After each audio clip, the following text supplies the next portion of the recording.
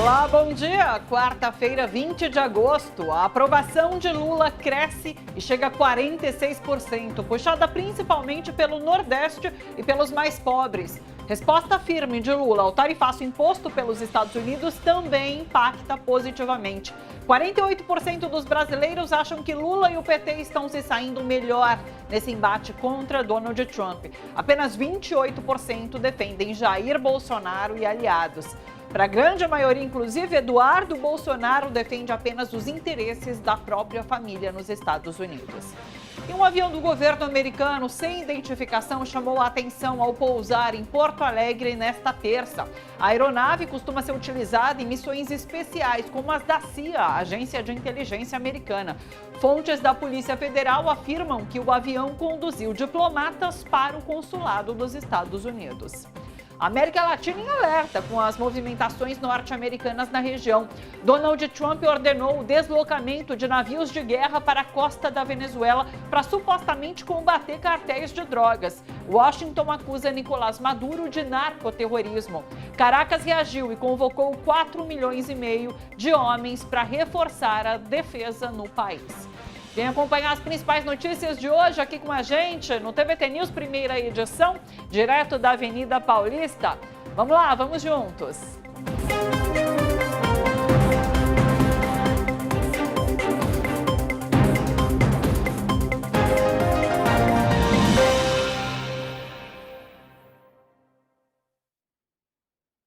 Pesquisa Quest, encomendada pelo Banco Genial e divulgada agora de manhã, mostra que a aprovação de Lula subiu mais 5 pontos percentuais entre julho e agosto, chegando a 46%. A desaprovação do presidente recuou de 57% em maio para 51%, uma queda de 6 pontos percentuais. Essa é a menor diferença entre aprovação e desaprovação desde janeiro deste ano. Nesse último mês, o governo recuperou popularidade no Nordeste. A aprovação foi de 53% para 60%, mais 7 pontos. E a desaprovação foi de 44% para 37%, menos 7 pontos. O governo também se recuperou na renda baixa. A aprovação foi de 46% para 55%, um crescimento de 9 pontos. E a desaprovação foi de 49% para 40%, uma queda de 9 pontos. O desempenho positivo está ligado a 2 fatores: a percepção de queda nos preços dos alimentos e a resposta firme de Lula ao tarifaço imposto pelos Estados Unidos. Depois de mais de 1 ano e meio, a parcela de brasileiros que percebe alta no preço dos alimentos caiu para perto de 60%. Esse alívio no bolso impulsionou a popularidade do governo, sobretudo entre os mais pobres. Outro fator decisivo para a melhora na aprovação do governo foi a postura de Lula diante das taxas americanas. Para 48% dos brasileiros, Lula e o PT estão se saindo melhor nesse embate contra os Estados Unidos, enquanto apenas 28% defendem Bolsonaro e seus aliados. Você acompanhou aqui comigo todos esses números, né? Vamos chamar o Eduardo Castro, essa semana com participação online. Bom dia, Edu! Tá aí, tá arrumando. Eu acabei de mandar para ele essas imagens aí, ó. Ele tá botando ali no telão. Ficou bonito, deu né? certo. Ficou assim. Tudo bom, Edu? Tudo bem, e você? Bom dia para você, para quem está nos acompanhando. Eu estava dando uma olhada nos números aqui. Pernambuco e Bahia, né, subiram mais de 10 pontos, colocando aí esse resultado como parte importante da média, né? Mas é o resultado que a gente já vinha acompanhando. O que as redes vinham mostrando em menor escala é aquilo que a gente está vendo agora na pesquisa que se pretende nacional. O presidente Lula, e não só o presidente Lula, o governo ganha quando agem e são percebidos agindo em favor da maioria. É o pobre contra o rico, é o nós contra eles, sim. Nesse caso aqui, começa com o nós contra eles, nós contra essa parcela do Congresso Nacional e dos ricos brasileiros que ignoram a presença dos pobres, ou até pior, querem que ela não exista, fazem de tudo para fazer com que a população pobre permaneça pobre, e num passo seguinte, mais recente e ainda, não é, atual, o nós contra eles, Estados Unidos, que também é um nós contra eles, pobres contra ricos, se você prestar bem atenção, com um componente patriótico, por assim dizer. Não surpreende quem tem acompanhado o noticiário com olhos de ver e não com olhos de torcer e principalmente de distorcer em favor da direita e da extrema-direita.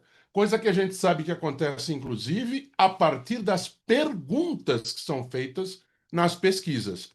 Está aqui, está sendo mostrado que não é que não está funcionando, é a ação do governo e da atingida população que se manifesta, mostrando que está percebendo que as coisas estão funcionando. Tudo isso alinhado à página econômica que só melhora, apesar de não é? O discurso ter sido outro desde sempre. O Brasil está muito perto do pleno emprego, inflação absolutamente controlada, gastos públicos controlados para desespero da moçada que queria que o descontrole acontecesse para poder subir juros ainda mais, para poder jogar na ciranda do mercado. E hoje eles arrumaram um bom motivo, né, Thali? Ontem houve faniquito do mercado financeiro, fazia um tempo que a gente não tinha. Oh, os bancos, porque banqueiro vai perder dinheiro. Tanto aqueles que vão ter que optar por seguir regra nacional ou seguir regra estrangeira, a partir inclusive da decisão absolutamente óbvia e nada a ver com a Magnitsky lá que tomou anteontem o ministro Flávio Dino, quanto por botar dinheiro no exterior, né? Os títulos da dívida americana, o uh, investimento mais seguro do mundo.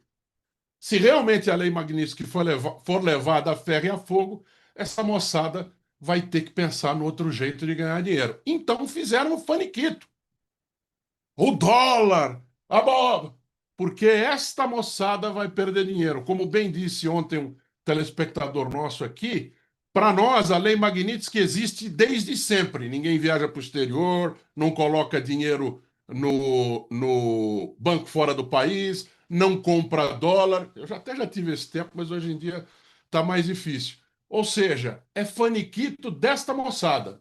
E também hoje a gente vai falar mais para frente, que eu já vi aqui, Thali, você já programou, também tem faniquito de militar a partir de hoje. Então, deixa eles gritando. O que não pode é se impressionar. Sabe, deixa eu trazer um outro dado aqui da pesquisa, separei agora, joguei aqui, tá aqui na tela para mim, obrigada pessoal. A gente falou, né, sobre esse aumento na aprovação do Lula por parte do Nordeste, por parte dos mais pobres, essa renda baixa, né, esse recorte, e por parte dos idosos, isso também é muito interessante, acompanha aqui comigo, olha, foi de 48 para 55 entre 60 anos ou mais, a desaprovação também caiu, foi de 42 para... Esse número não estou enxergando muito bem, mas caiu, a gente está vendo aí na sinalização, né?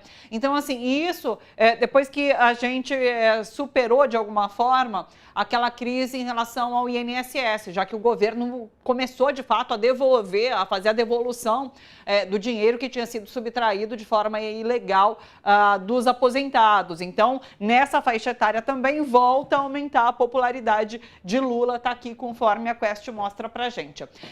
Deixa eu chamar para nossa conversa hoje o outro Eduardo, é o Eduardo Borges, doutor em História pela Universidade Federal da Bahia, com a gente aqui hoje. Eduardo, como você tá? Tudo bem? Que prazer te receber nesse nosso novo formato, viu? Bom dia. Bom dia, Thalita. Como vai? Tudo bom? Para mim é sempre um prazer estar aqui com vocês. E nesse novo formato, parabéns à TVT, né? Números extraordinários aí de audiência e sobre sua condução, então, sempre melhor. Estamos Muito aqui à obrigada. disposição. Obrigada demais, Eduardo. Queria te ouvir, então, sobre a Quest divulgada hoje, como que você percebe? A gente tem visto, de fato, esse movimento de ascensão de Lula, né? Muita gente diz, nesse momento, que está pavimentado o caminho para Lula 4, para a reeleição do presidente Lula nessa eleição de 2026. Como que você está vendo? Veja bem, Thalita, o meu xará, o Eduardo, ele falou uma palavra, ele repetiu, inclusive, 2 vezes esse termo, que é a palavra percepção. Eu acho que esse é o grande segredo para analisar a pesquisa nos últimos anos, desde a ascensão da extrema-direita, já que eles trabalham com uma construção de uma realidade paralela, e pesquisa é feita justamente para tentar perceber a realidade. Só que no caso da extrema-direita e essa construção da realidade paralela, que não é uma característica da extrema-direita brasileira, né? Isso é coisa pensada lá desde o Steve Bannon e por aí vai, que eles trabalham com realidades paralelas. E a pesquisa, então, acaba, de certa forma, sendo capturada por essa realidade paralela. E todas as vezes que o Eduardo relatou aí uma série de ações importantes do governo, ou seja, de conquistas importantes, como inflação controlada, pleno emprego, sendo que isso não estava sendo percebido nas últimas pesquisas de maneira clara, coisa que, em tese, há 10 anos atrás, pesquisas iriam capturar isso muito rapidamente, né? E iria refletir nos números positivos do governo. Não é à toa que o Lula saiu do seu segundo mandato com quase 80% de aprovação. Então, ou seja, essa é que foi sempre a minha preocupação de analisar as pesquisas nos últimos anos. A percepção com a realidade, ela está captando a realidade construída e inventada pela extrema-direita e pela oposição, ou a realidade real? Me parece que essa tem sido a rotina. Porém, hoje, essa pesquisa de hoje, para mim, ela traz um dado concreto. Ou seja, me parece que a realidade real, vamos dizer assim, está superando a realidade paralela. Ou seja, de maneira efetiva, a pesquisa captou isso, né? Acho que leva em conta também, lógico, isso tem que ser levado em conta, a melhoria na própria comunicação do governo, ou seja, não basta o governo fazer, ele tem que ser percebido e para isso ele tem que levar de maneira efetiva, de maneira qualificada essas informações, mas também há aquela percepção real, que é a do bolso, que não estava sendo captada aparentemente nas pesquisas, mas que agora de maneira efetiva foi captado, né? E um período, isso tem que ser analisado também quando se pensa em pesquisa, em que momento é que ela foi feita e o que é que estava acontecendo naquele momento. Então, assim, nós tivemos pesquisas sobre a crise, entre aspas, do PIX e do INSS, por exemplo.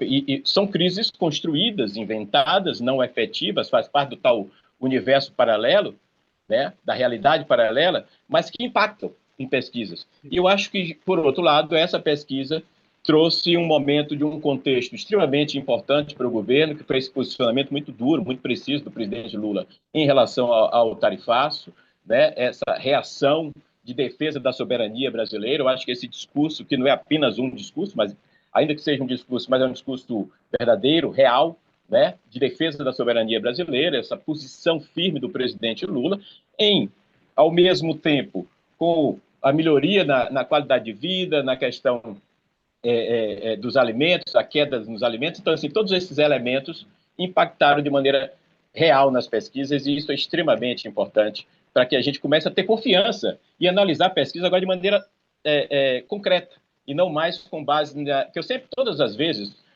que eu analiso pesquisa, eu vejo a pesquisa, Thalita e Eduardo, a primeira pergunta que eu me faço é: quando alguém responde que desaprova o governo, o ideal era perguntar, cite 3 motivos que justificam isso, né? E aí ele teria que ser forçado a se conectar com a realidade e não com a construção, entendeu? Então, eu acho que essa pesquisa é extremamente positiva, sim, justamente por isso, porque ela avança e começa de maneira efetiva a se conectar com uma realidade. Porque se isso acontecer, não tem para ninguém. Não tem concorrência, né? Isso a gente vê no segundo mandato de Lula. Então, não tem concorrência.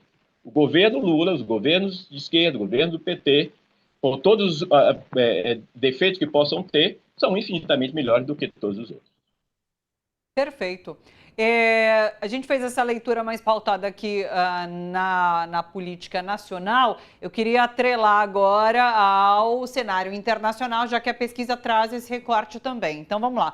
Vamos para cá, mais números da Quest. Fica cada vez mais evidente que a família Bolsonaro se desgasta com a escalada dos ataques dos Estados Unidos contra o Brasil. Dá uma olhada. 69% dos brasileiros acreditam que Eduardo Bolsonaro defende apenas os interesses da própria família nos Estados Unidos, enquanto só 23% veem nele a defesa dos interesses do Brasil. Continua também muito alto o percentual que acredita que Donald Trump está errado em impor taxa ao Brasil, por acreditar que há uma perseguição a Bolsonaro. Tá aí, olha, 71%. Isso junta, inclusive, diversos campos aí, já que muitas vezes a análise traz uma polarização. 71% a gente tem desde lulistas até muito provavelmente bolsonaristas aqui. Então tá aí. E se consolida a percepção de que Trump anunciou essas altas tarifas por motivações políticas. 51% acreditam nisso. E não por motivações econômicas, 23%, ou pessoais, 2%. Então tá aí também, nesse cenário internacional, os comportamentos. Chamo os Eduardos de volta para me ajudar nessa análise, porque é muito interessante como Lula se sai muito bem nesse cenário de resposta aos ataques de Donald Trump, aos ataques internacionais dos Estados Unidos, e de fato, assim, se consolida essa posição de que tanto Eduardo Bolsonaro, Jair Bolsonaro, quanto os aliados encaminham essa disputa de uma forma completamente errada, tendo em vista que na origem as pessoas já veem como algo totalmente errado. Está aí na avaliação do que Donald Trump está fazendo ao Brasil. Então, queria ouvi-los. Edu Castro. Eu estou vendo aqui, Thali, quem quiser dar uma olhada também, né, o próprio Felipe Nunes do Quest colocou todos os quadros com a análise dele, não quer dizer que é absoluta, né? Ele faz a análise a partir dos critérios dele, não só dos números que o instituto dele captou. Mas tem um quadro aqui que eu acho que fala muito com isso que você trouxe, que é assim, a pergunta: você acha que X pessoa está agindo bem ou mal diante das tarifas de Trump? Quem age melhor é o presidente Lula, 44% das pessoas acham que age bem. Daí tem Caiado e Zema, Ratinho Júnior com números abaixo de 20%, mas tem pouco a ver com isso. Tem Tarcísio de Freitas com 24%, que é a mesmo número percentual que Jair Bolsonaro e Eduardo Bolsonaro. Ou seja, é a galera core, é o centro dessa moçada da extrema-direita. 55%, o maior percentual, é quem lida pior, quem lida mal. Jair Bolsonaro e Eduardo Bolsonaro. E o mais impressionante é a queda com relação à última pesquisa aqui. Perdão, a queda nos que aprovam. 31 pontos de queda da aprovação do jeito que lida, se lida bem ou se lida mal, com essa questão para Eduardo Bolsonaro e Jair Bolsonaro, menos 11 para Tarcísio e só menos 2 para o presidente Lula. Ou seja, é uma composição, esse gráfico aí, é uma composição de meses, por assim dizer, né, já que vem da pesquisa anterior, de que o presidente Lula lida bem e os demais não estão lidando bem, e cada vez pior na análise das pessoas com essa questão. E um outro ponto também que o Felipe Nunes destaca, ele diz que é o mais importante pelo exemplo que ele dá aqui, ele diz que o motivo principal é o supermercado estúpido, né? Aquela frase do James Carville, aquele carecão. O primeiro dos carecas aí, xingado por muita gente nos Estados Unidos da extrema-direita, que era consultor do Clinton lá atrás. E ele dizia, economia, estúpido. E por que que o Felipe diz isso? Porque pela primeira vez, depois de mais de 1 ano e meio, a parcela de brasileiros que percebe a alta no preço dos alimentos caiu para perto de 60%, corroborando o que o meu xará Eduardo Borges disse, que a percepção é fundamental. É igual segurança pública, né? Economia é igual segurança. É percepção e perspectiva. O que acontece de fato, por incrível que pareça, acaba sendo só um detalhe, né, xará?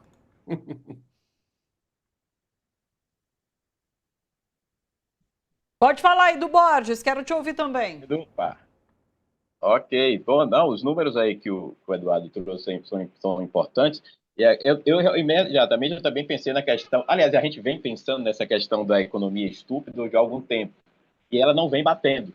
É isso que vem incomodando nas últimas pesquisas. Ela não vem batendo. Porque o que estava valendo no lugar de economia estúpida, o que estava valendo, principalmente do ponto de vista da extrema-direita, é a comunicação estúpida. Como você se comunica, você consegue construir, então, essa realidade paralela e transformar ela em algo concreto para ser captado em pesquisa. Repito, isso é algo que vem muito fortemente da ascensão da extrema-direita, não só no Brasil, mundial, né? Mas esses números são realmente muito, muito positivos para o governo, tá? Porque em relação a essa questão do Eduardo Bolsonaro e do próprio Tarcísio e o Zema, aliás, é um caso à parte, né? É assustador o que esse indivíduo...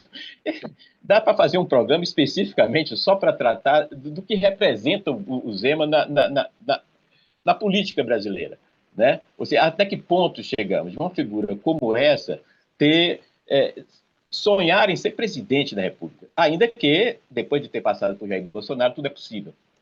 Mas eu acho que os números que o Eduardo traz especificamente sobre essa questão dessa também de certa forma uma percepção do público de como tanto Lula, no caso, o governo, representando aí o governo brasileiro, representando a situação, quem está no poder e que tem o poder de decidir de maneira efetiva, que é o caso do governo Lula. Porque, assim, você tem um tarifaço do Trump e você tem, de um lado, Tarcísio, Bolsonaro, o Eduardo Bolsonaro, e você tem, do outro lado, o Lula. A responsabilidade de resolver o problema é do Lula, é do governo, né? Ele que tem a responsabilidade e, portanto, o peso maior nas decisões a partir do que... E daí o cuidado do Lula de como se posicionar, e do governo, de maneira geral, de como se posicionar. Ou seja, tem que ser muito bem pensado, porque mais do que ter a responsabilidade de dar uma resposta concreta ao tarifaço, de negociar com os setores da economia brasileira, enfim, de defender os interesses da economia brasileira, ele tem que também, ao mesmo tempo, saber de como isso vai chegar, de como isso vai ser percebido pela população. Obviamente, governos vivem de aprovações, né? Políticos, de maneira geral, vivem de aprovação, e com o Lula e com o governo Lula não é diferente. Mas o ponto positivo é justamente essa queda. E o que é que significa, talvez, isso? Um certo cansaço, né? Ou seja, da população em relação a esse discurso do Eduardo Bolsonaro. O desgaste é muito grande, porque não tem como ele tem que criar um fake news, ele tem que criar uma pauta constante todos os dias para manter acesa essa malta aí de seguidores, e isso chega um determinado momento que os próprios, você deu o número aí de 71%, e como você bem colocou, Thalita, não inclui apenas esquerda, progressistas, petistas, lulistas, mas também pessoas que, de certa forma, estiveram ali votando eventualmente no Jair Bolsonaro, podem não ser o bolsonarista raiz, que esse dificilmente vai ter esse apoio e vai se posicionar dessa forma.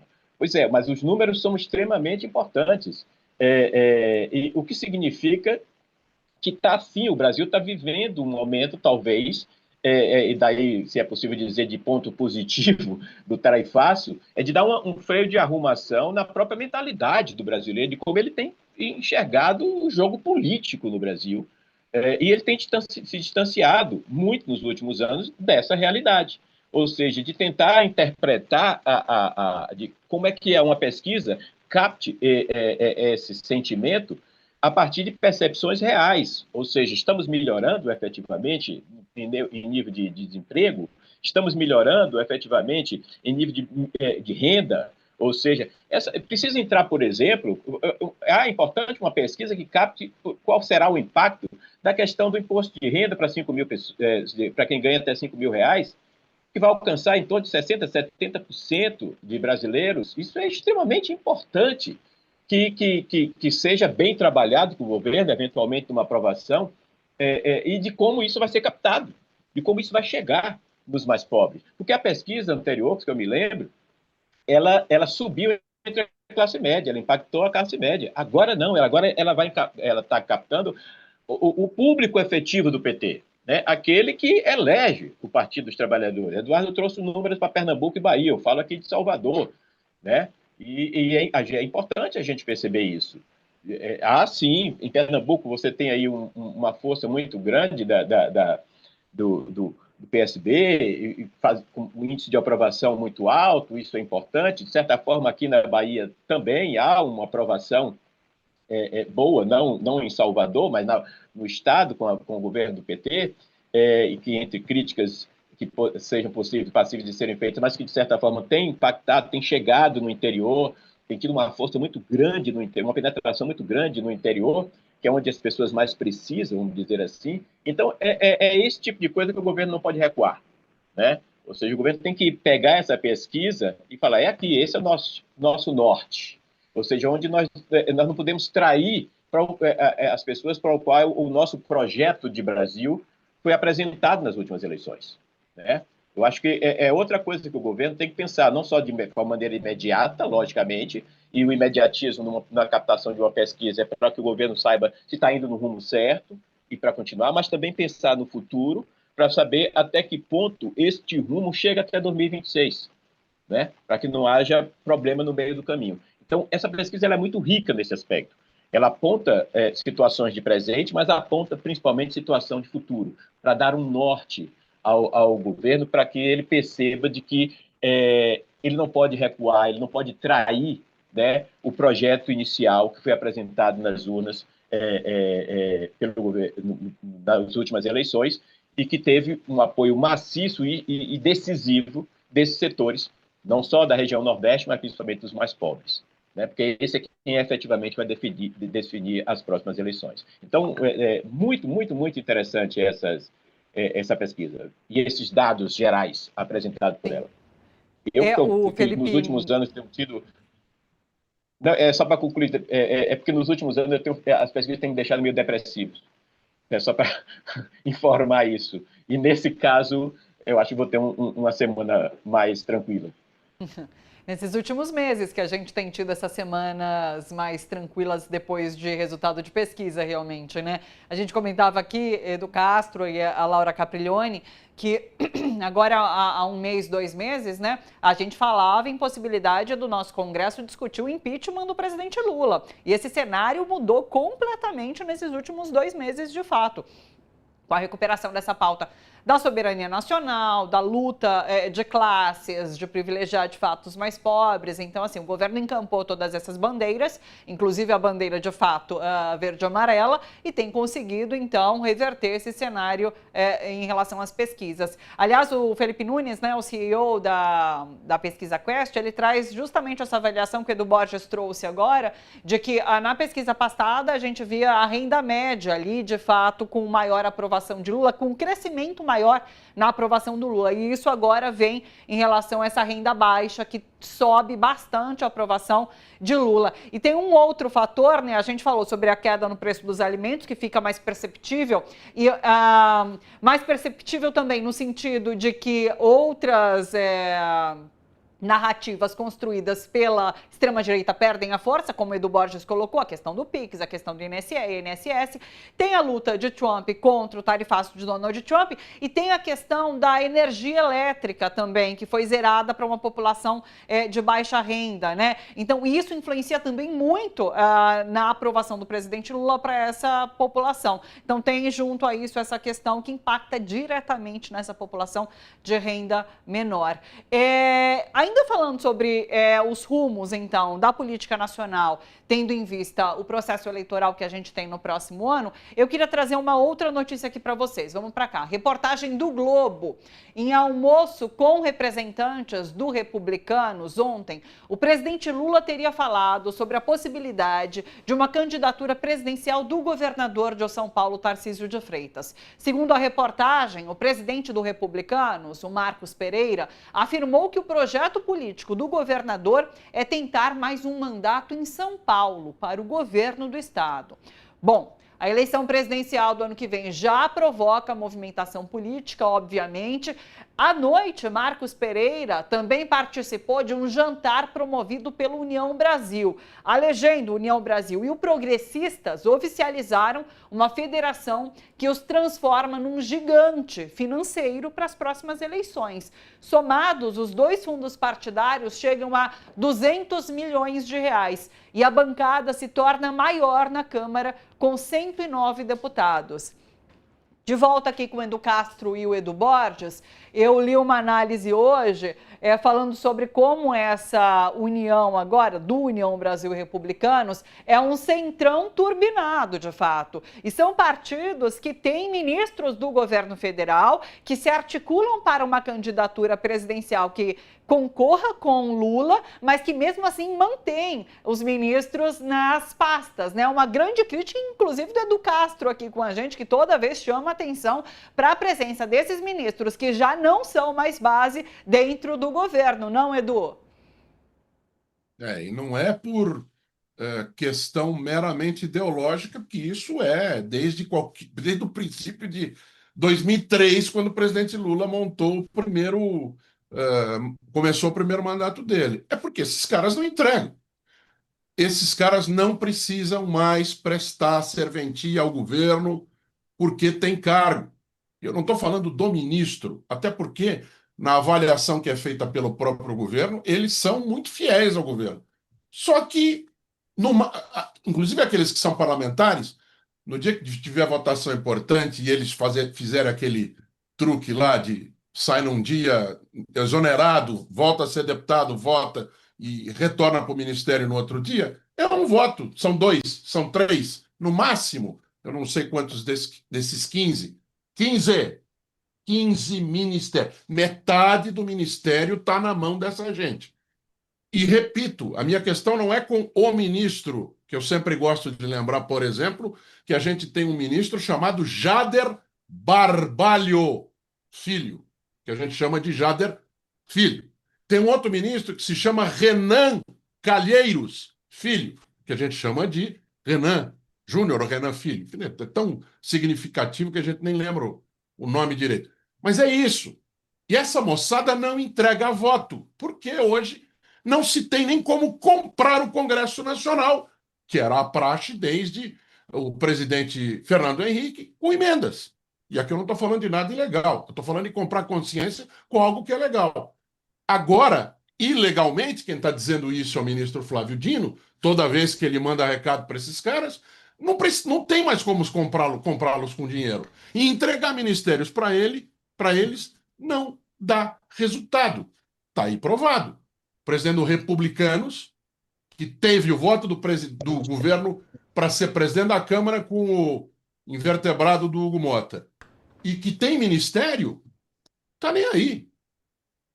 Não é nem o centrão turbinado, quer dizer, não que não seja, é o termo que você usou, mas eu tenho usado desde sempre o termo arena, porque é a arena, é a volta para o que era a arena. A arena, depois do que termina o bipartidarismo obrigatório, ela se divide e agora ela se junta de novo. É isso. É isso. E esses caras continuam recebendo salário, tendo espaço, né, e atrapalhando o governo, porque só fazem empurrado aquilo que é para ser feito. Talvez o maior exemplo recente foi a história da favela do Moinho aqui em São Paulo, que a polícia deu a pancada, o governo Tarcísio fazia o que queria, e só quando teve o limite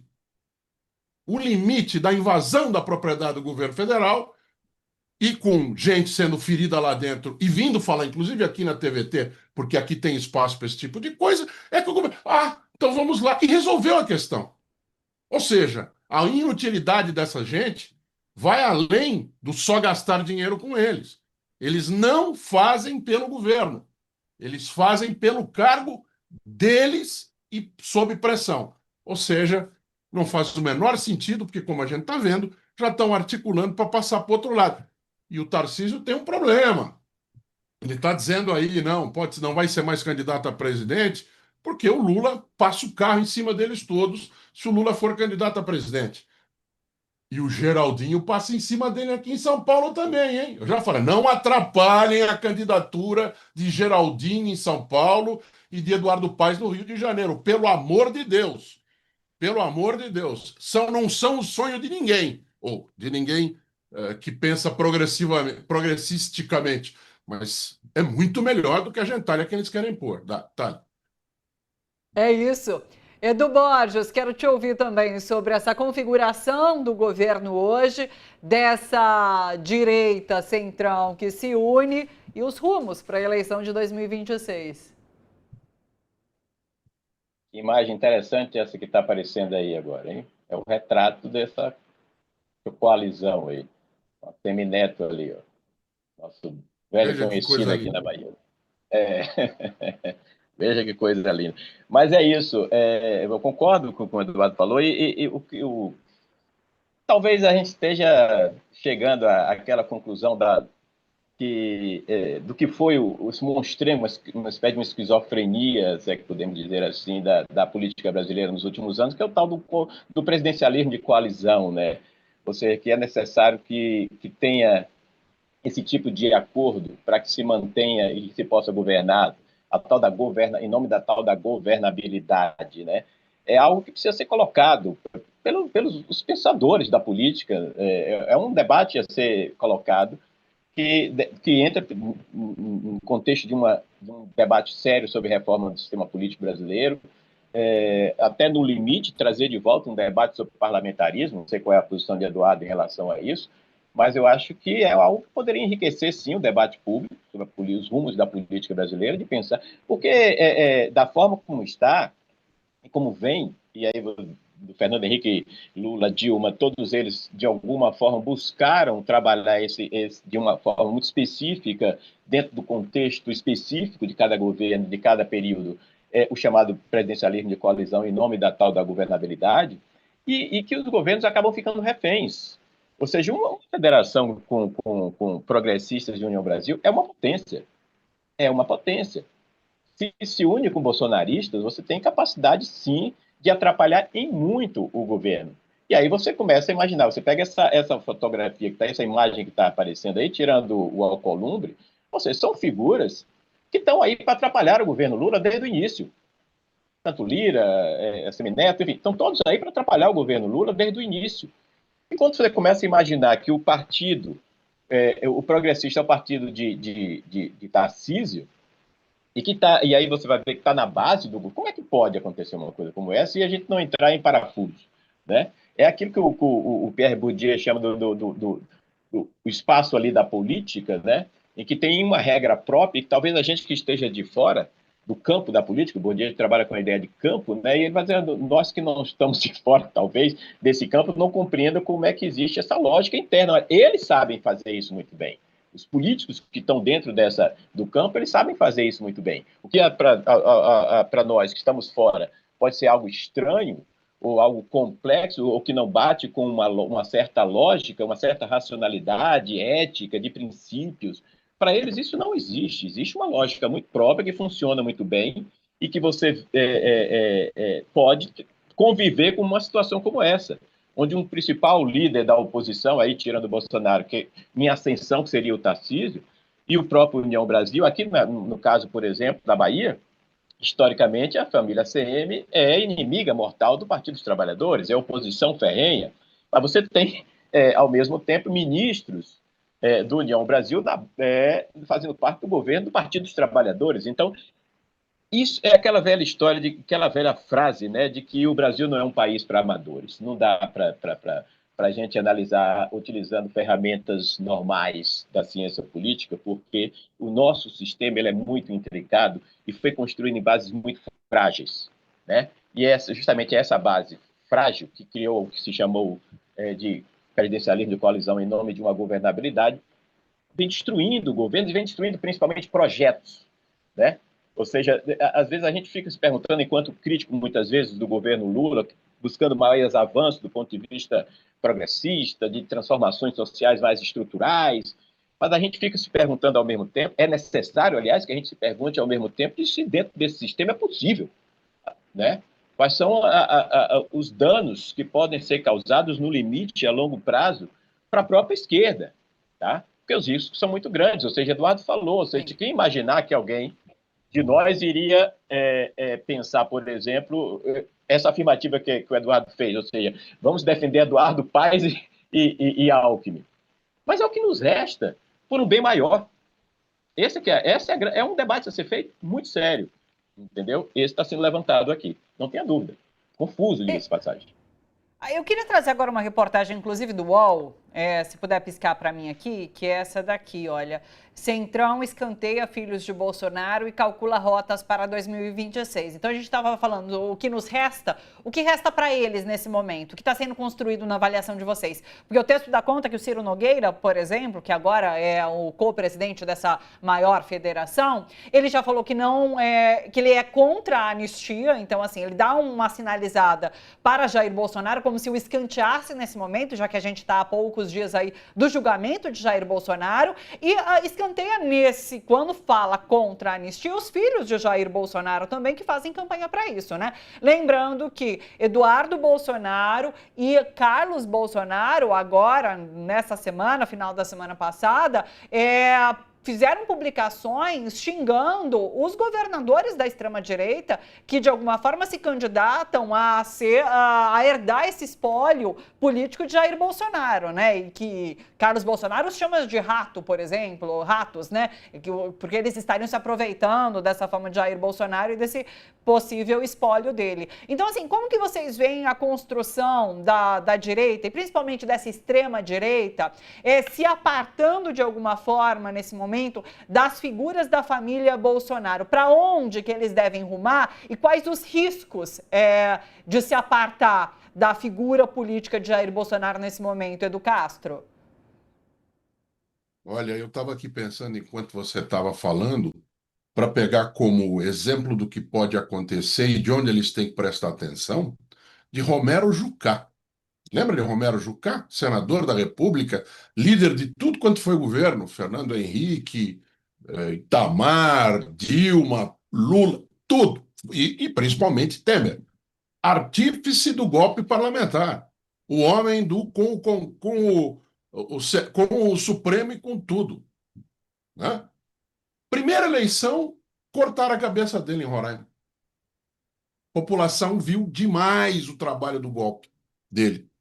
Cortou a cabeça dele. Ainda mais em eleição proporcional, eleição majoritária, como é o Senado, né? O mesmo aconteceu, eu não vou me lembrar o nome dele, porque ele era absolutamente inexpressivo, mas lembra de um deputado no Pará que ele subia. Quando a Dilma sofreu impeachment, ele subiu com ah, como se fosse um foguete de festim, só aqueles que soltam em festa com papel. Ele se amarrava numa bandeira do Pará, ele era magro assim. Depois ele fez uma tatuagem de rena do Temer no braço. Eu realmente não vou lembrar o nome dele, porque ele era inexpressivo. Mas naquele momento, ele aparecia para burro, era o grande. Cortaram a cabeça dele. Então, esses caras que estavam muito abraçados a Bolsonaro, ou seja, fazendo forte oposição ao governo, só que não são dos 25% aí, não são identificados, que se preparem. Não é? Hugo Mota, esse Marcos Pereira, se bem que o Marcos Pereira tem um curral enorme chamado Igreja Universal, mas esses que não são ligados à igreja, que se arrumem, porque eles vão ter contra si os que são efetivamente ideologicamente colocados mais do centro para a esquerda, e terão contra si também não dá nem para dizer que é ideológico, porque os de extrema direita estão fora do aspecto do espectro político, né? São arruaceiros. Mas também essa gente vota. Então eles vão brigar por um voto confuso, o voto do não quero mais ninguém, o voto de são todos iguais. Eles que se preparem. Estão muito perto de ter uma surpresa enorme, como teve Romero Jucá depois da eleição, na eleição que colocou o Bolsonaro lá. Esses caras têm que se ligar, para o nosso bem, inclusive. Edu Borges. Ó, Thalita, aliás, deixa eu lembrar aqui, o Eduardo, é o Vladimir Costa. Esse mesmo. Exatamente. Isso. No impeachment ele soltou lá uns negócios para cima, uns confetes, realmente. Foi. Depois ele ficou careca, botou o Temer no braço. Isso. Teve que arrumar um emprego. Isso aí. Começa daí, né? Começou dali, o impeachment, esse grande circo começou dali, a partir desse momento.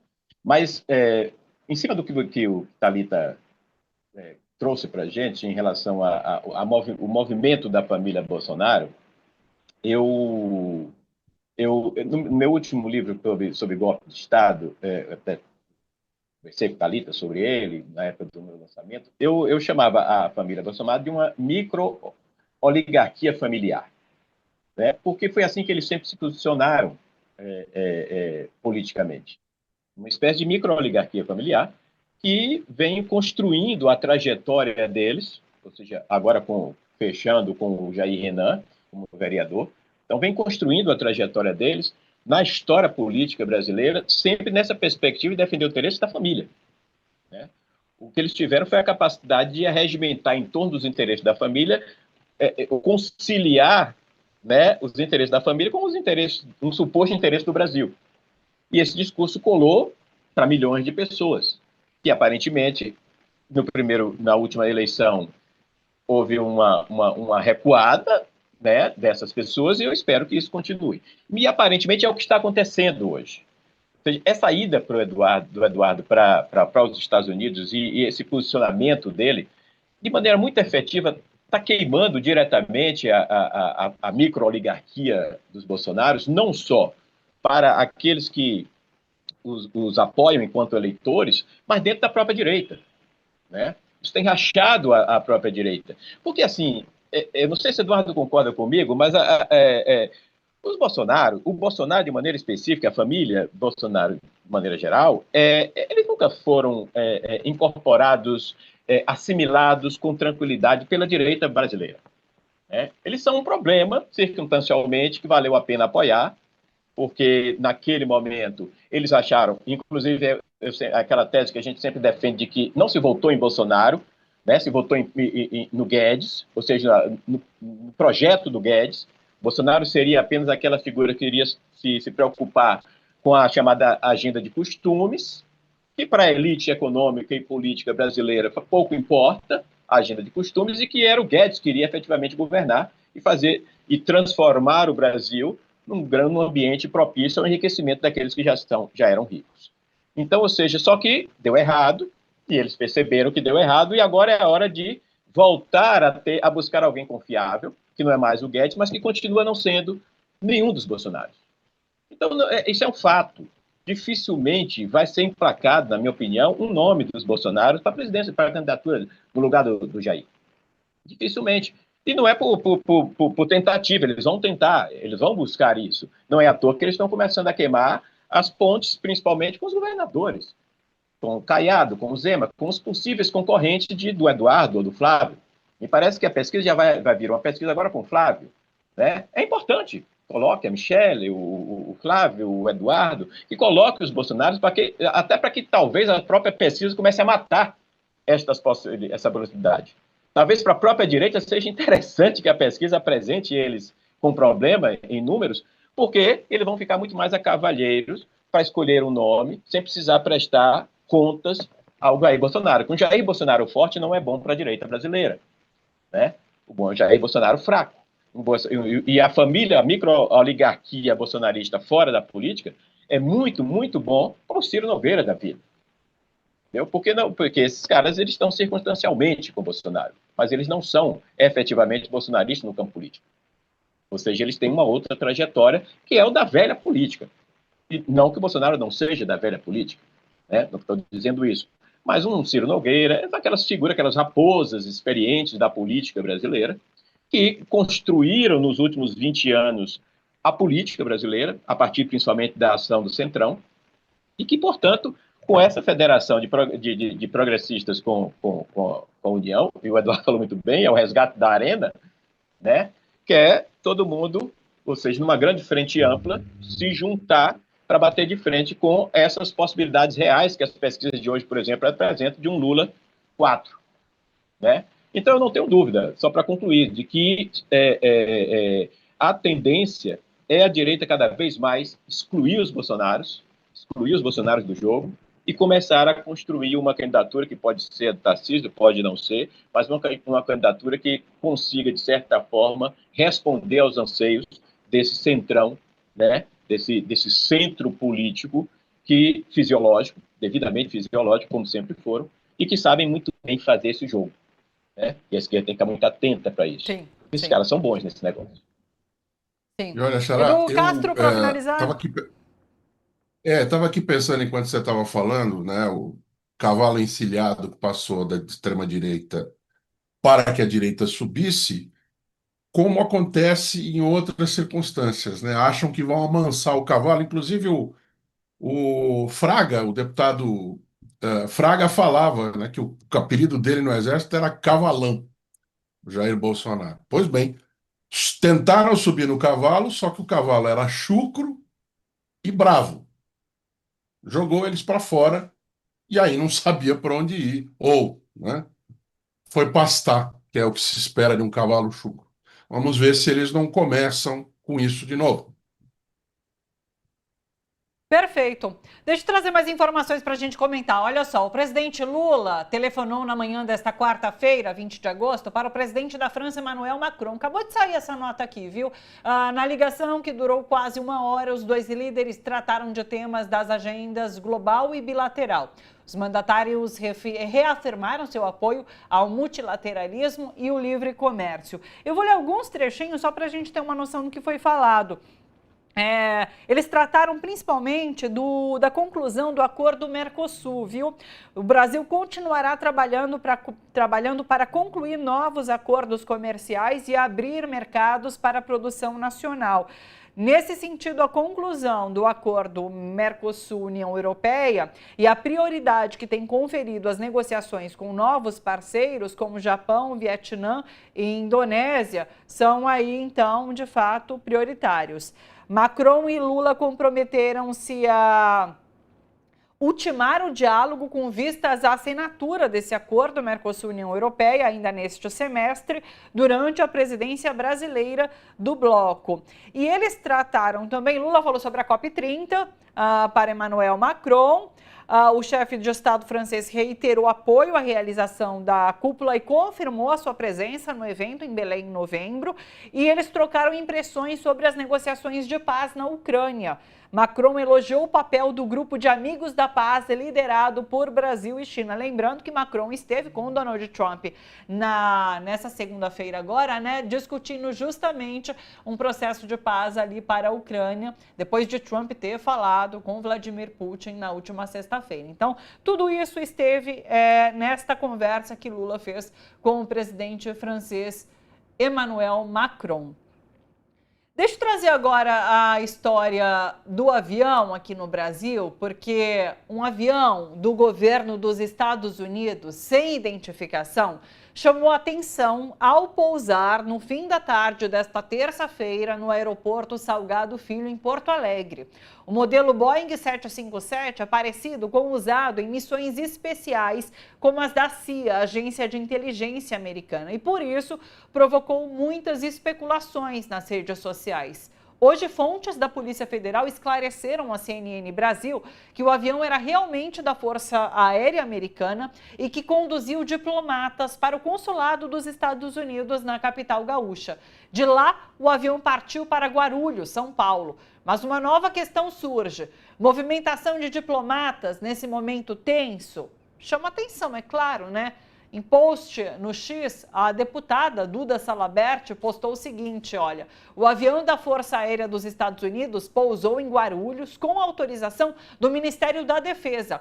Acabo de acionar o Ministério da Defesa para que torne pública essa informação. O Brasil não pode aceitar nada que fira a nossa soberania. Para além disso, a gente tem também questionamentos feitos protocolados por 3 deputados do PSOL, Fernanda Melchiona, Glauber Braga e Sâmia Bonfim, pedindo explicações ao Ministério da Defesa e dos Portos e Aeroportos sobre a motivação da entrada desse avião dos Estados Unidos no espaço aéreo brasileiro. E qual a justificativa para autorizar o seu pouso em Porto Alegre. Então é isso, é um debate que está rodando aí e uma exigência por parte dos ministérios do governo para que a gente passe a saber o porquê, então, desse pouso no Brasil e essa movimentação. É isso, o Twitter ficou em polvorosa ontem, né? O X, por conta dessa movimentação. Mas de fato chama atenção, já que a gente está falando de um cenário em que os Estados Unidos atacam o Brasil com tarifas, com retirada de vistos, com restrições, faz movimentações, e sobre isso a gente conversa daqui a pouco, na Venezuela, mandando navios militares, e agora esse avião que pousa aqui no Brasil, um avião sem identificação. Mais uma vez a gente reforça esse fato.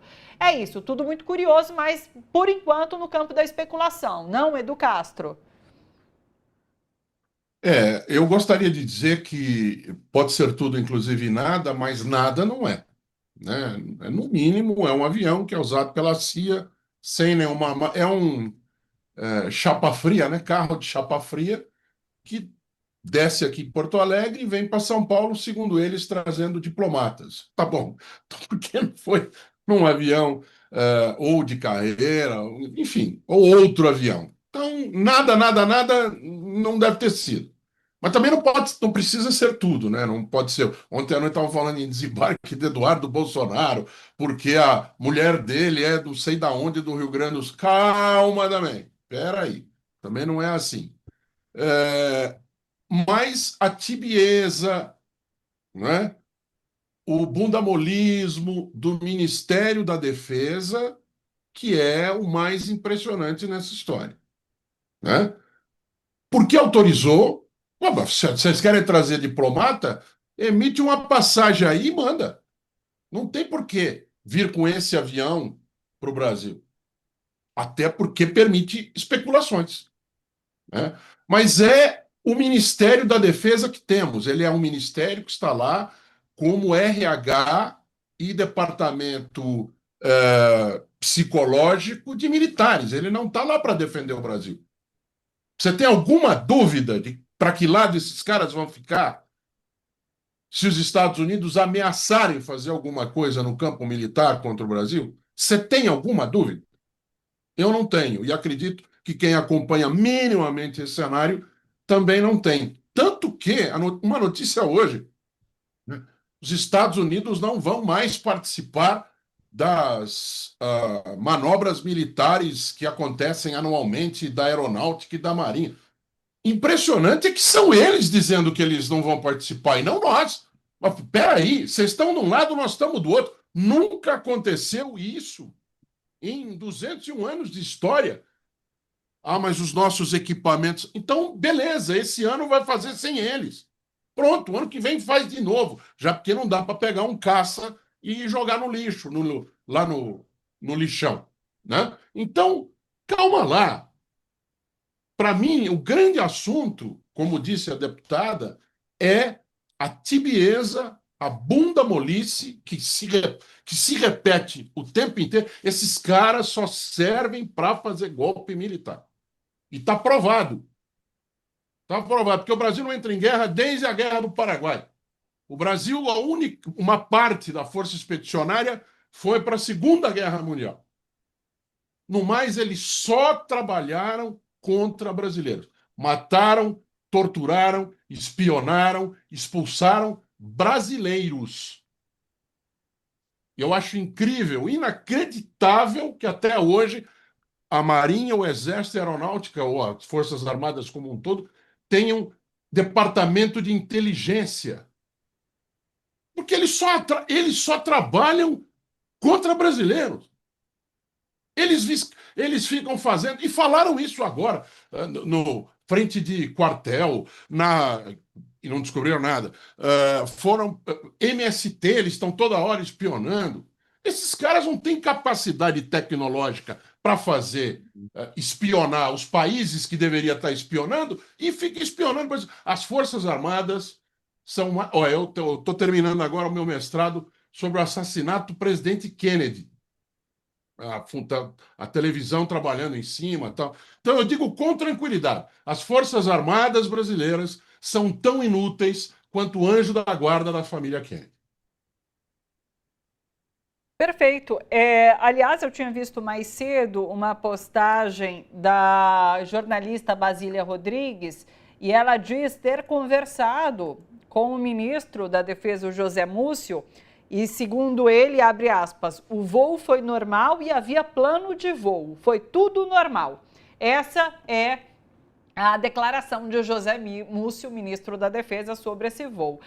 É como você diz, pode não ser nada? Pode, mas é estranho nesse momento que a gente vive nesse cenário político bastante controverso. Borges, eu quero te ouvir também. A questão é de tédio, a gente não morre, viu? Todo dia tem uma novidade. Ficar muito atento, se a gente perder uma coisinha, se dormir um pouco mais tarde, acorda com novidade. Bom, eu tenho preocupação com essa coisa da teoria da conspiração. Eu tento fugir dela ao máximo, né? E a linha é tênue. Porém, hoje o Brasil está vivendo uma situação tão interessante que a gente não sabe separar muito de maneira clara o que é ou não teoria da conspiração, né?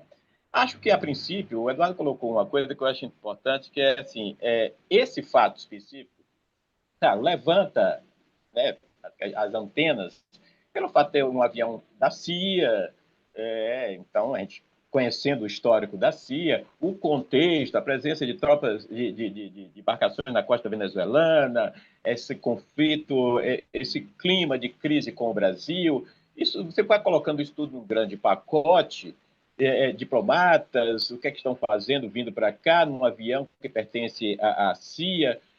Você vai colocando isso no grande pacote e acaba, depois, no final, abrindo espaço para a gente, né, elucubrações estranhas. Eu, nesse primeiro momento, vou preferir ficar de fora, de entrar nessa... acho que estão corretas as deputadas em solicitar um esclarecimento. Não vou reagir de maneira negativa ao esclarecimento do Ministério, mesmo sendo o Ministério do Músico, não vou reagir.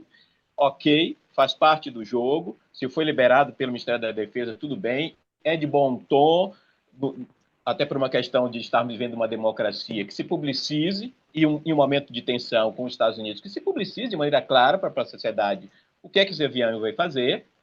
Enfim, dirimir todos os riscos e dúvidas. Mas aí, só para fechar, Thalita, olha o que é interessante. Aí eu vou no que o Eduardo coloca. Esse episódio, ele diz menos sobre os Estados Unidos e mais sobre nós mesmos, sobre os nossos militares. Eduardo passou praticamente mais da metade do comentário dele falando sobre nós, e não sobre a presença americana aqui. Mas é como nós lidamos, historicamente, com a presença americana aqui, né? Já que está na moda falar em soberania, que é extremamente importante, esse é um tema a ser debatido, ou seja, a presença de um avião como esse aqui, mais do que a presença de se tratar de um avião americano vinculado à CIA em um momento de tensão, mas é como nós, Forças Armadas Brasileiras, Sistema de Defesa brasileiro, lê esse episódio. Eu acho que esse é o caminho, porque o resto, para mim, a princípio, é teoria da conspiração e eu vou aguardar. Eu prefiro aguardar. Perfeito. Senão, não tem tempo. Perfeito, perfeito. A gente sai desse cenário, então, da especulação para falar sobre algo bastante palpável e real, que é o seguinte, notícia da CNN Brasil. O Brasil monitora a movimentação militar dos Estados Unidos próximo à Venezuela. Fontes ouvidas pela CNN pontuam que o governo não acredita em um risco efetivo de uma intervenção americana no país nesse momento, considerando os elementos surpresa que tem marcado essa segunda gestão de Trump. No entanto, tudo precisa ser levado em consideração. O governo Trump afirmou que os Estados Unidos usarão toda a força contra a Venezuela de Nicolás Maduro, a quem acusa de chefiar um cartel de tráfico de drogas para o território americano. 3 navios de guerra americanos com 4.000 fuzileiros navais foram enviados à costa do país caribenho. A controversa ordem de Trump autorizou o Pentágono a realizar operações de combate ao narcotráfico em outros países. O presidente Nicolás Maduro reagiu, convocou 4,5 milhões de homens em resposta às ameaças americanas. A Milícia Nacional Bolivariana faz parte das Forças Armadas do país e foi fundada por Hugo Chávez. Ela é composta por civis que recebem treinamento militar e atuam como uma espécie de reserva armada. No total, são 5 milhões de pessoas que fazem parte, então, dessa reserva do Exército. Deixa eu chamar para essa conversa também, nesse momento, o James Green, professor de História do Brasil emérito da Brown University e presidente da Washington Brasil Office. Professor, é sempre uma honra te receber por aqui. Seja super bem-vindo mais uma vez. Bom dia.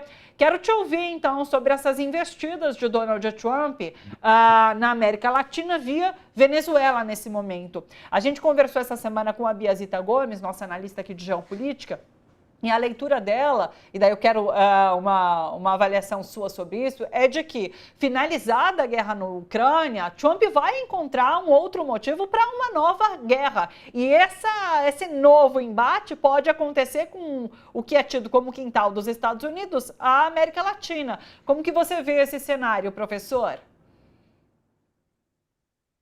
Tá mutado, professor. Eu acho que a guerra entre Rússia e Ucrânia não está acabando. Eu acho que isso é uma esperança, mas eu acho que não é concreto isso. Eu acho que isso é uma fase que eu vejo muita dificuldade de ter um acordo de paz nesse momento. Porém, a gente tem que lembrar várias coisas. Lembramos que em 89, durante o governo de Bush, pai, os Estados Unidos invadiram o Panamá para prender Manuel Noriega, que era presidente, e levá-lo para os Estados Unidos, acusando ele de ser traficante de drogas. Então, é possível, ele não é uma presidente, que os americanos e Trump podia fazer esse tipo de ação. Não sei se era viável militarmente, mas teoricamente podia acontecer. Eu acho que é muito difícil saber o que Trump vai fazer, porque é uma pessoa totalmente variável nas suas decisões, ele muda de um dia para o outro sobre várias questões. Eu acho que ele realmente não tem um plano estratégico. Porém, a decisão dele de ocupar Washington e ameaçar ocupar outras cidades americanas com a Guarda Nacional, que é uma guarda estadual, não é nacional. Ele tem direito a invadir ou ocupar Washington porque Washington está sob controle do governo federal. Ele tem direito a fazer isso durante 30 dias. Mas ele está testando as possibilidades, os limites. Sabemos muito bem a história dos Estados Unidos, não tem problema nenhum de invadir outro país se for necessário, o apoio a golpe de Estado como eles apoiaram em 64. Porém, há uma tradição muito forte dentro das Forças Armadas contra a intervenção na política nacional. E Trump está eliminando essa precedente. E está criando uma nova situação muito perigosa. Eu digo isso porque, de um lado, ele está ameaçando a democracia americana com essas medidas, utilizando o exército e as forças armadas e as guardas nacionais para deter imigrantes e deportá-los e ameaçar protestas. E ele está também totalmente capaz de fazer alguma coisa na América Latina. Porém, do outro lado, ele está louco para receber o Prêmio Nobel de Paz. Ele está até ameaçando a Noruega de puni-lo se eles não oferecem esse prêmio para ele.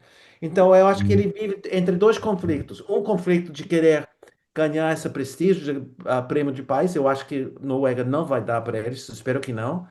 E o outro lado é essa necessidade de sempre mostrar sua força, porque é uma pessoa muito insegura, então usando sua força e as tradições americanas de intervenção na América Latina.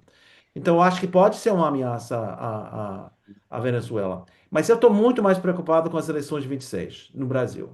Porque fica evidente que ele já começou uma guerra contra o Brasil com os tarifaços e com essas ameaças e essas exigências de a libertação de Jair Bolsonaro. E isso, para mim, leva à possibilidade de uma intervenção dentro do processo eleitoral de 26, não reconhecendo os resultados caso o presidente Lula for candidato e for eleito, ou fazer outro tipo de atuações. E há que lembrar, para finalizar, que o presidente Biden, apesar de todas as críticas que você pode fazer contra ele, foi exemplar na defesa da democracia brasileira, reconhecendo o governo, reconhecendo o processo eleitoral e causando uma divisão nas Forças Armadas brasileiras. E um setor recusou de fazer o golpe porque o tio Sam não estava apoiando um possível golpe. Esse é diferente com Trump. Trump vai ser no poder em 26 quando o Brasil realiza as eleições em outubro, antes das eleições do Congresso americano em novembro, e eu tenho muito medo que eles vão fazer coisas nefastas nesse sentido. Eu quero chamar o Edu Castro e o Edu Borges para conversa, para avaliarem também essa situação e, se quiserem, fazer questionamento para o professor James Green, que nos acompanha nesse momento. Edu Castro.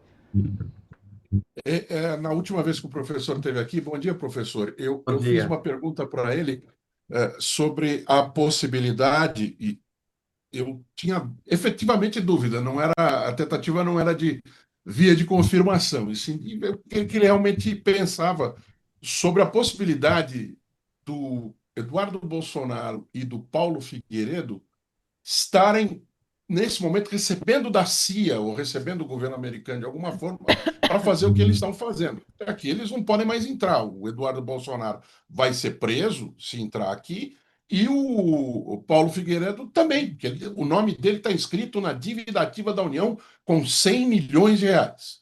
Ele está devendo 100 milhões de reais, ele e o pai dele, por causa de algo irregular, no mínimo, porque quem pediu essa inclusão na lista dos devedores foi a CVM, né? A Comissão de Valores Mobiliários, 100 milhões de reais. Esse cara não vai voltar para cá. Então ele tem que se manter lá. Eduardo Bolsonaro, da mesma coisa. O Pix não está mais chegando do papai. Então eu perguntei para o senhor da possibilidade disso estar acontecendo. O senhor achou, naquele momento, pelo menos, que não era provável. Com relação a essa história do avião ontem, que surgiu aqui com diplomatas, é um avião que costumeiramente é usado pela CIA. Pode ser de fato alguma coisa maior, na opinião do senhor? Não, então, eu acho o seguinte, sempre insisto. Eu tenho uma trajetória de 52 anos de oposição ao governo americano e sobre o Brasil, desde 73, quando eu Uhum, tinha 22 anos. Então, eu tenho uma trajetória anti-imperialista muito forte. Porém, eu uhum. acho que há uma tendência dos brasileiros, seus sentimentos nacionalistas com muita justificação, de sempre culpar o outro, em vez de reconhecer as possibilidades que os brasileiros têm capacidade de fazer essas coisas sem ajuda internacional.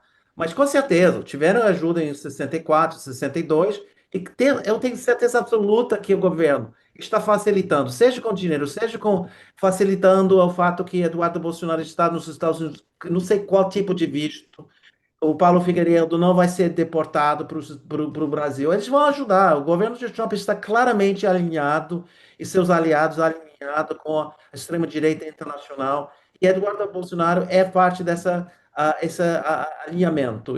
Fica evidente, senão não teria feito essa ridícula tarifaço contra o Brasil, contra a soberania nacional. Agora, se é paga, se é um empresário, se é agropecuário está pagando, sei lá o que está pagando, eu não sei, mas está pagando, alguém financiando ele. Eu concordo com o Eduardo Borges também, eu estou meio cansado das conspirações que surgem em cada momento sobre qualquer coisa, então eu prefiro ver, como historiador, quero ver os dados, fatos para saber. Mas que, por exemplo, Eduardo Bolsonaro estava em Washington no dia 4 de janeiro de 22, de 23, quando houve a invasão do Capitólio americano. Não, desculpa, eu estou confundindo os dados e invasões. Em 21, quando houve a invasão do 21. Capitólio, e que estava ou não estava com as pessoas planejando a invasão dia 6. Ainda não fica muito claro para mim essas questões, mas se estava altamente ligado a setores da extrema-direita americana no governo de Trump. Agora, tem que lembrar também, ele sabe fazer propaganda, então ele pode inferir que ele está com mais influência, mais poder, ou tinha no passado. Evidentemente, nesse momento, ele, Paulo Figueiredo e Steve Bannon falaram com Bolsonaro, com Trump, e Trump topou fazer essa medida muito exagerada. É uma agressão muito grande e por isso estou preocupado com as possibilidades de 26. E, tranquilamente, essa CIA, controlada pelo governo de Trump, pode fazer qualquer coisa. Vai voltar para o passado nefasto da Guerra Fria. Agora, invadir Venezuela, invadir é mais complicado, especialmente para uma pessoa que diz que está a favor da paz. Mas ele pode fazer, porque ele pode fazer qualquer coisa. Levanta amanhã, resolve invadir Greenland para ocupá-lo e declarar que Greenlândia faz parte dos Estados Unidos. São coisas mais malucas que a gente não acredita, as coisas que ele fala, que ele propõe. Por exemplo, vou dar outra coisa. Ele está dizendo que ele vai eliminar votação pelo correio. A Constituição americana é muito clara. Votação decidida pelos estados.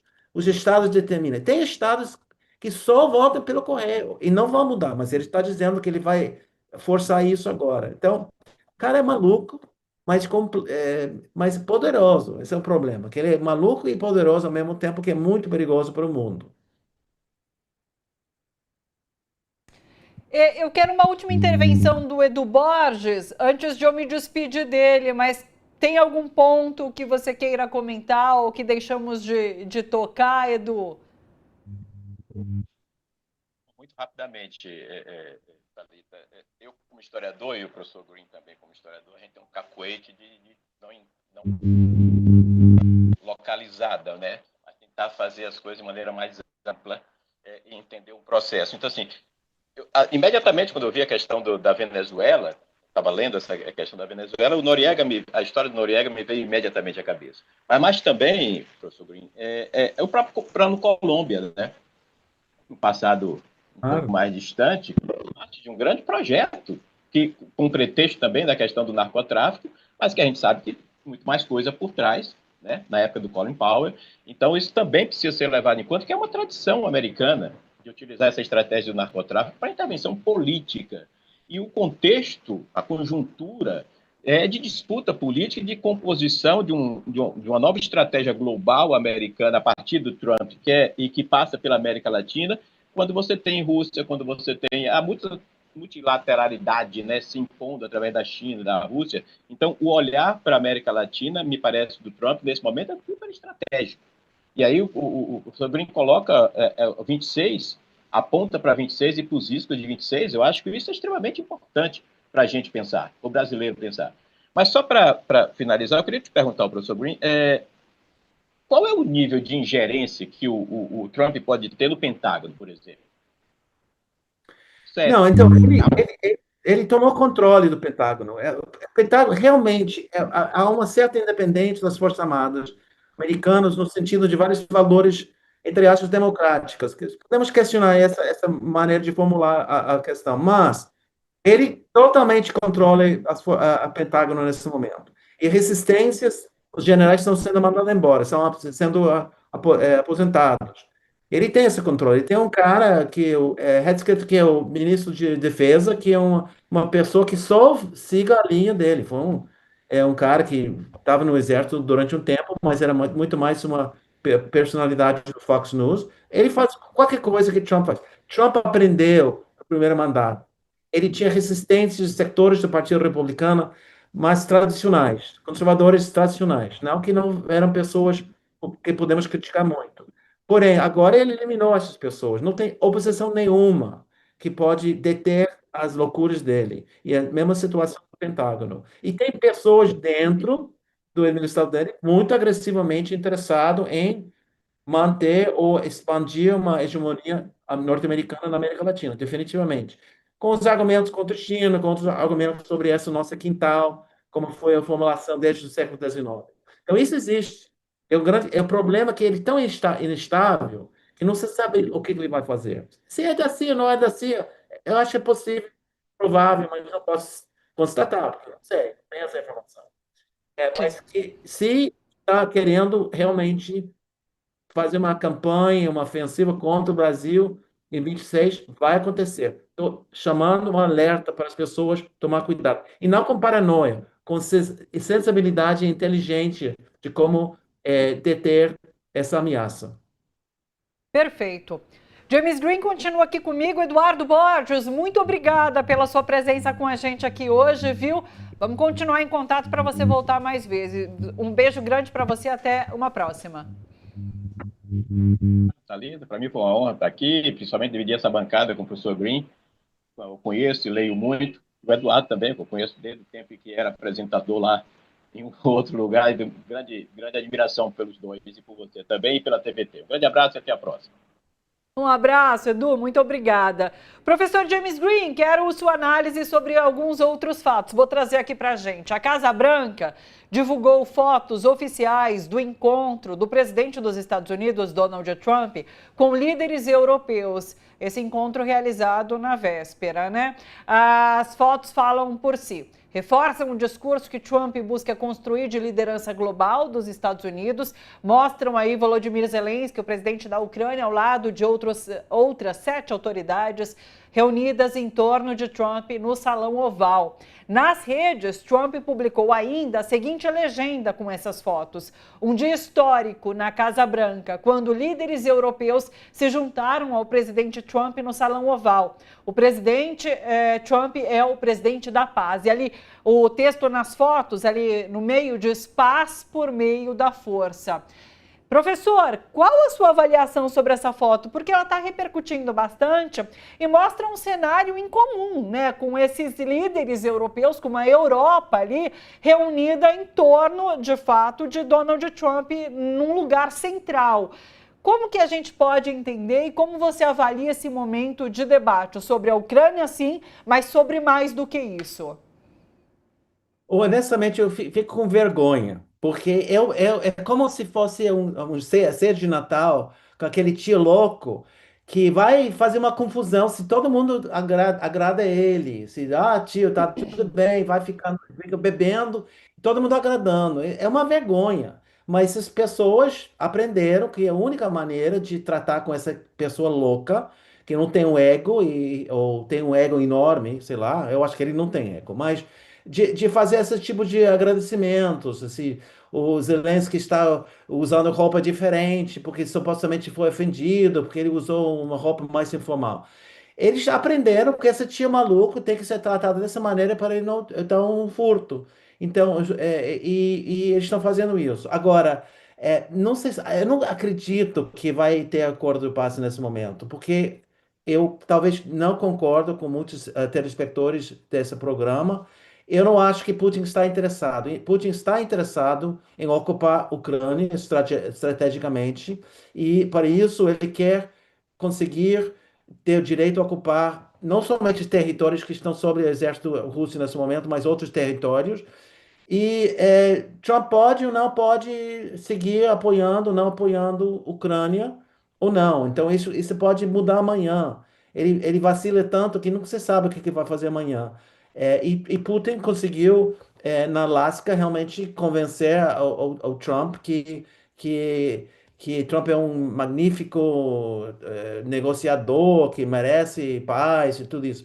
E, repito, Trump está só interessado em receber o Prêmio Nobel de Paz porque ele acha absurdo que um preto, presidente Obama, recebeu. Ele quer receber. Então, tudo está interessado nessa questão de tentar fazer um acordo de paz, que eu acho que não vai acontecer, porque eu acho que Putin não quer fazer um acordo nesse momento, mas ele está.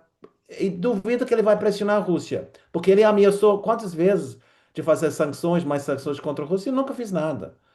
Então, essa é a minha avaliação. Infelizmente, Perfeito. porque seria muito bom, rapaz.